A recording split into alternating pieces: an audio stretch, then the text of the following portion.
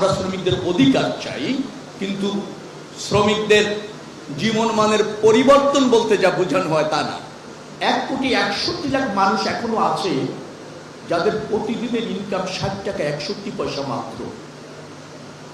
তারা কেউ আপনার আত্মীয়, কেউ আপনার ভাই, কেউ আপনার প্রতিবেশী, তার বাইরে না।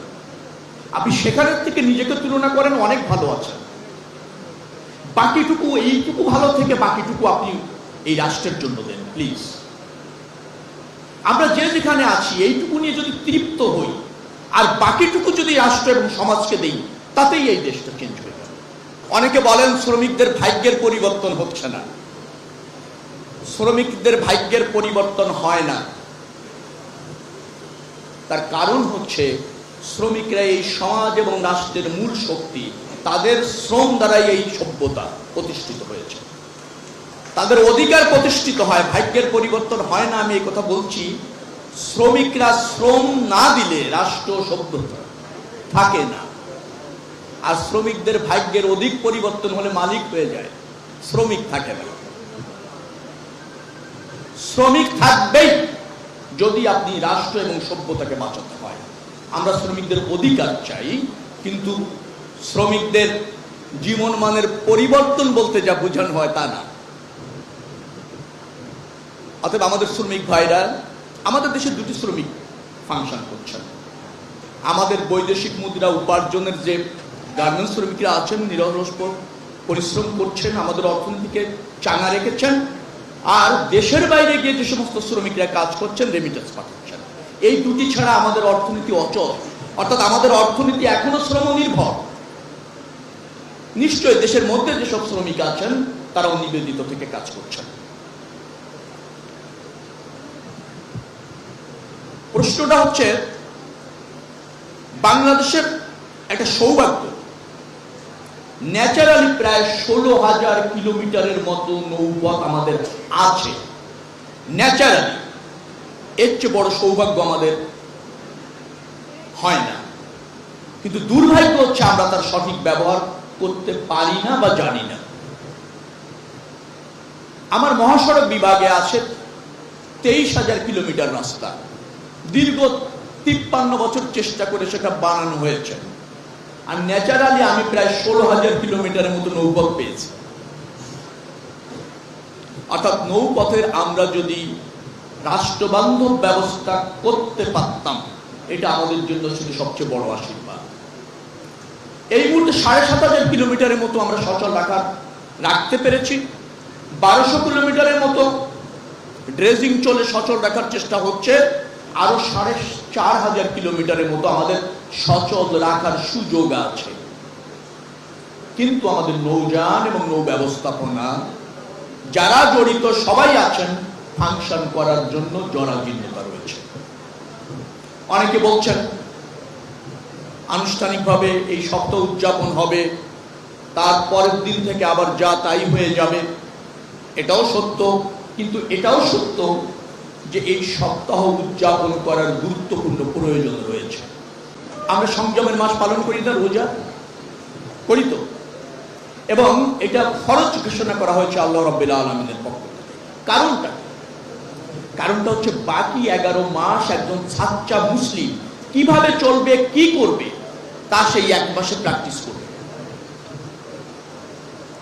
তার ইবাদত, তার সংযম, তার আত্মশুদ্ধি, তার সাচ্চা মুসলিম হিসাবে গত 11 মাসের যে বিচ্যুতি ঘটেছে সেটাকে কারেকশন করে ওই মহান বা আপনার মাহে রমজানে সে আত্মস্থ করবে, প্র্যাকটিস করবে, নিজেকে প্রস্তুত করবে 11 মাসের জন্য।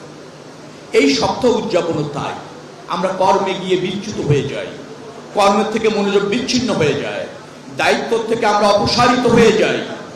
সামাজিক চাপ, রাষ্ট্রীয় চাপ, ব্যক্তি রাগ, ক্রোধ, প্রয়োজন আমাদেরকে কিন্তু দায়িত্ব কর্তব্য থেকে প্রতিদিনই বিচ্যুত করতে চায়। আমরা এই সপ্তাহটা উদযাপন করে আবার আমরা আমাদের সেই ট্রাকে এবং দায়িত্বে ফিরে আসতে চাই। এভাবেই মানুষ সমাজের, আপনি ইউরোপ বলেন, আমেরিকা বলেন, যেখানে উন্নয়ন হয়েছে এভাবেই তারা শুরু করেছে। এখন তারা উন্নয়নের চরম শিখরে। আপনি যদি 60-এর দশকের যান, চীনের অবস্থা কি ছিল? এখনো ইন্ডিয়া একটা উন্নয়নশীল রাষ্ট্রের তালিকায়, কিন্তু অনেক সেক্টর তারা ক্রমান্বয়ে ভালো করছে। একদিন হয়তো উন্নয়নশীল দেশের তালিকায় তারা থাকবে না, আরো উন্নত হবে। আমরাও উন্নয়নশীল দেশের তালিকায় আমরা আমাদের সক্ষমতা সর্বাধিক বিনিয়োগ করতে চাই। বিনিয়োগ মানে অর্থের বিনিয়োগ না, মেধার বিনিয়োগ, শ্রমের বিনিয়োগ, অর্থের বিনিয়োগ, আর স্যাক্রিফাইসের বিনিয়োগ, ছাড় দেওয়ার বিনিয়োগ, তৎপর থাকার বিনিয়োগ। এই বিনিয়োগ ছাড়া শুধু আর্থিক বিনিয়োগে একটি দেশ সমৃদ্ধ হয় না। নৌ পরিবহন মন্ত্রণালয়ের সচিব মহোদয় এখানে আছেন, প্রতিমন্ত্রী মহোদয় আপনাদের সামনে বক্তব্য রেখেছেন। আমরা কিন্তু চেষ্টা করছি আপনাদের দিয়েই আপনাদের শতভাগ কন্ট্রিবিউশনটা নিশ্চিত হোক। সেদিনও মিটিং করে আসছি বিএসসিতে, বাংলাদেশ শিপিং কর্পোরেশনের এমডি এখানে আছেন, ওই যে মেম্বার একজন আছেন, নিয়ে আছেন, তো অনেকেই তো আছেন। কথাটা কেমন হবে আমি জানি না। আপনারা কিন্তু এই জাতির প্রতিষ্ঠিত সন্তান। বিলিভ মি, 1,61,00,000 মানুষ এখনো আছে যাদের প্রতিদিনের ইনকাম 60 টাকা 61 পয়সা মাত্র। তারা কেউ আপনার আত্মীয়, কেউ আপনার ভাই, কেউ আপনার প্রতিবেশী, তার বাইরে না। আপনি সেখানের থেকে নিজেকে তুলনা করেন, অনেক ভালো আছেন। বাকিটুকু, এইটুকু ভালো থেকে বাকিটুকু আপনি এই রাষ্ট্রের জন্য দেন প্লিজ। আমরা যে যেখানে আছি এইটুকু নিয়ে যদি তৃপ্ত হই আর বাকিটুকু যদি রাষ্ট্র এবং সমাজকে দেই, তাতেই এই দেশটা চেঞ্জ হয়ে যাবে।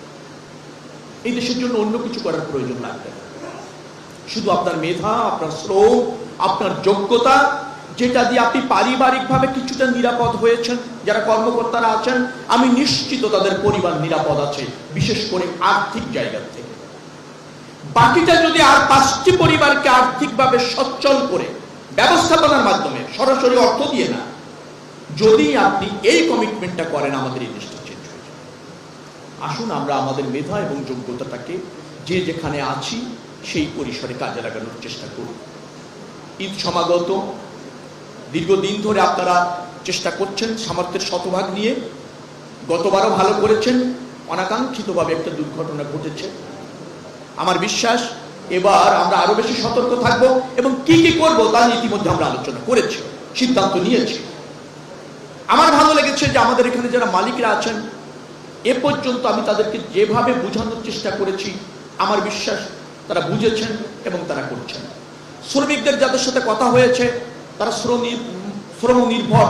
গতবার যেমন হাতের ইজারার যারা আছে তাদের বলেছি যে তোমরা এই 7 দিনের জন্য কোনো চার্জ নিও না, ফ্রি শ্রম দিয়েছে অনেকে ক্যারি করার জন্য। এই যে স্যাক্রিফাইস, এই স্যাক্রিফাইসই পারবে আমাদেরকে লক্ষ্যে পৌঁছানোর জন্য। শ্রমিক জাতীয়তাবাদী দলের শ্রমিকরা এখানে স্লোগান দিয়েছেন, তারা এভাবে অভ্যস্ত। আমি তাদের অনুরোধ করব, যেহেতু এটা সব শ্রমিক, সব মালিক, সব কর্মকর্তাদের অনুষ্ঠান, সো আমরা এটাকে এনজয় করব জাতীয় অনুষ্ঠান হিসাবে। জাতীয় অনুষ্ঠান মানে জাতীয়তাবাদী দলই থাকে, সেটাকে আলাদাভাবে জানান দেওয়ার প্রয়োজন নাই। কারণ জাতীয়তাবাদী দল এদেশের মানুষের সাথে সব ক্রাইসিসে ছিল।